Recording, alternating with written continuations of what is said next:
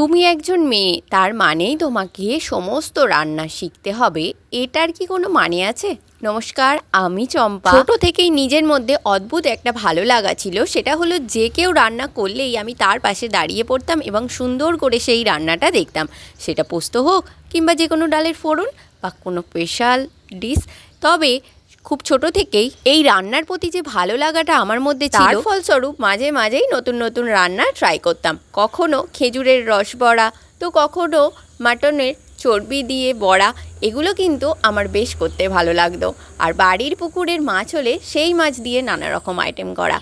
এই যে দেখে দেখে শেখা, তার মানে তোমাকে যে করতেই হবে এমন মানে কোনো দিনও ছিল না। এতে আমার ফ্যামিলি কোনো দিনও আমাকে বাধা দেয়নি, বরং উৎসাহই দিয়েছে। যে কোনো রান্না করলেই প্রথমে খারাপ হয়, সে তো মানি। ছোট বয়স, পাকা হাত না, কাঁচা হাতের রান্না, তার মানে যে তোমার একদম করতে হবেই না, এই বারণটা আমার কোনো দিনই ছিল না। ঠিক আছে, আস্তে আস্তে তুমি শেখো, এই উৎসাহটাই তো জীবনের দরকার।